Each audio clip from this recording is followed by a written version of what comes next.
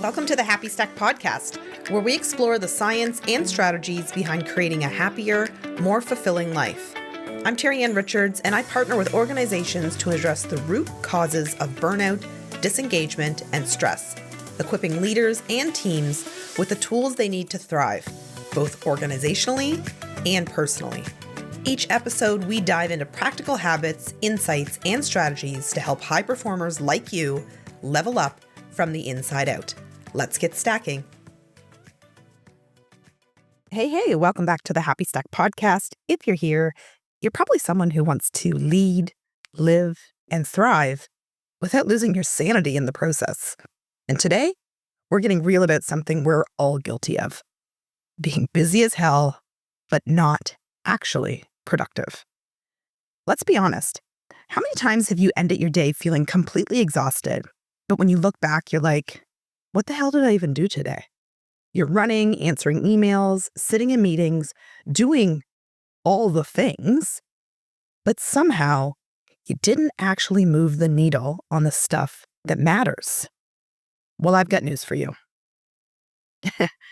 Busyness is not a badge of honor. And if you feel like you're drowning in tasks but not actually getting anywhere, you're not alone. Studies show that nearly 80% of people feel they don't have enough time to do everything they need to do. But the kicker? Most of what we're spending time on isn't actually driving the impact we desire. So today, we're going to break it down. Number one, the science behind why we feel so damn busy, but also so unfulfilled. Two, how decision fatigue is secretly robbing you of your focus and your energy. And three, how to shift from feeling busy to actually being productive without working more hours. Sound good? Let's dive in. All right. So why do we all feel like we're running in circles but getting nowhere? It boils down to something called the mere urgency effect. A Princeton study found that we are naturally wired to prioritize urgent tasks over important ones, even when those urgent tasks are meaningless. Meaning, we check our email first because it feels productive. We say yes to meetings that don't need us. We fill our calendars, our schedules with reactive work instead of the deep work that actually moves the dial. And guess what? Every time you switch tasks, your brain takes a hit. Research from the University of California, Irvine, shows that it takes an average of 23 minutes and 15 seconds to fully regain focus after an interruption. So think about this. And I'm guilty of it. You get a ding on your phone, a text from your kids, a message on Slack, a message on your LinkedIn DMs, in your Instagram, and every quick check of your inbox or one of those direct messages, it costs you nearly half an hour of deep thinking. Now, here's the emotional part of it. We've tied our worth to being busy.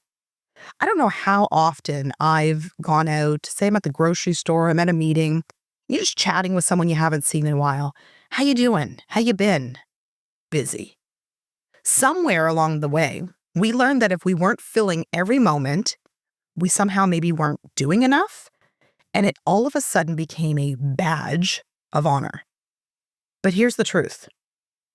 Busyness is often a sign of us having poor priorities and not productivity.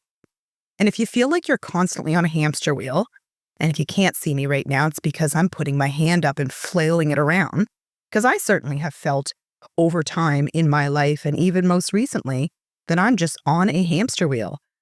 But it's because we're spending too much time on low-value tasks and not enough time on the things that actually matter. So, what do we do about it? Well, first, we need to talk about the biggest thief of your energy. Let me ask you something. Have you ever stood in front of your closet, stared at a bunch of clothes, and thought, I have nothing to wear? Or have you ever scrolled through Netflix for 20 minutes and then just rewatched The Office for the 12th time?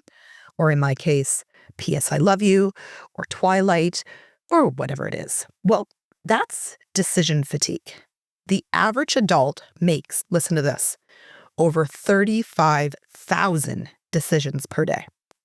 And every single one of them, from what to eat and how to respond to an email to what task to tackle first, cost you mental energy. By the time you get to the important decisions, your energy is already spent. That's why at the end of the day, you're more likely to reach for comfort food, get a glass of wine, skip your workout, or just collapse on the couch. Your brain is fried.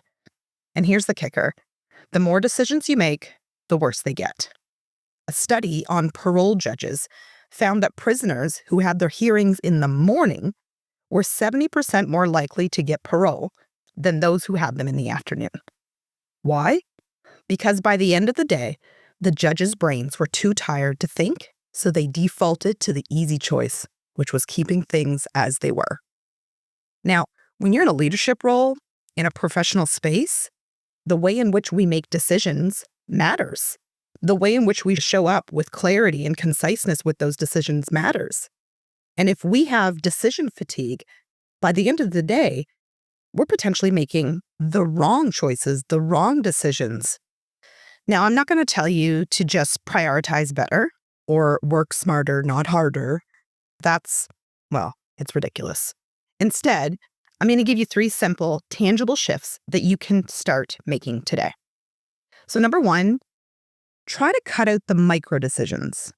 Reduce the number of choices that you have to make daily. Steve Jobs wore the same darn outfit every single day because it eliminated a decision. Now, I know there are some of you listening right now thinking, well, Terri-Ann, I'm not going to wear the same darn thing every day. That's fine. But is there some other decision that you're making every single day that you could eliminate to help to reduce your decision fatigue? Maybe meal prep your lunches so you don't waste time deciding what to eat.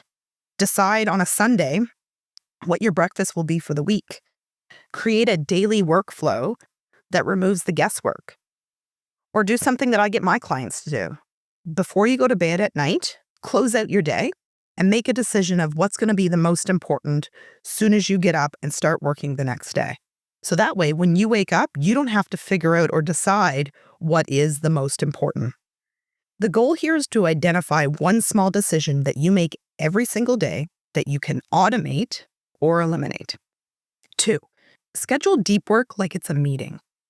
So we schedule meetings for other people, but never for our own deep work. You know, that space and places where you can just breathe into thinking and innovating and critiquing and being creative. The reality is you as a leader and I as a leader require that time to iterate and tweak our processes. And if you don't protect your most important work, it's going to get eaten up by everyone else's priorities. And I bet you if you look at your calendar, you can see the proof of that right now. The goal here is to block one 90-minute deep work session on your calendar for the next 5 days. Once a week. Treat it just like you would for any other unmissable appointment.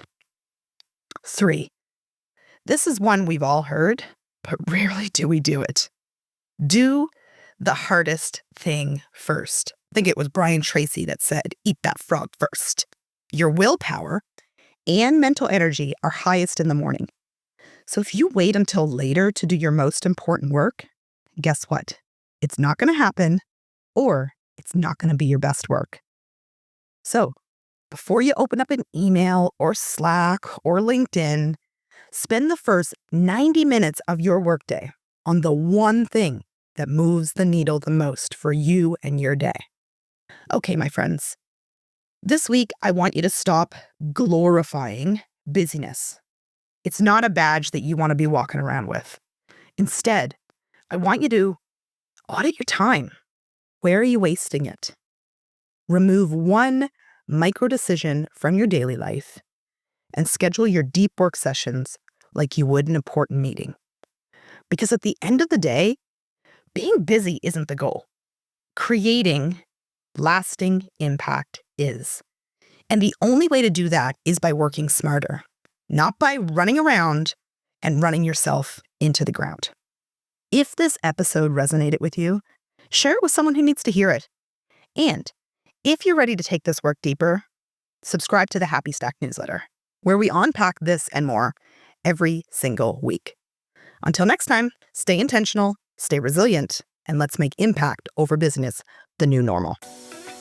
Hey, thanks for listening to the Happy Stack podcast.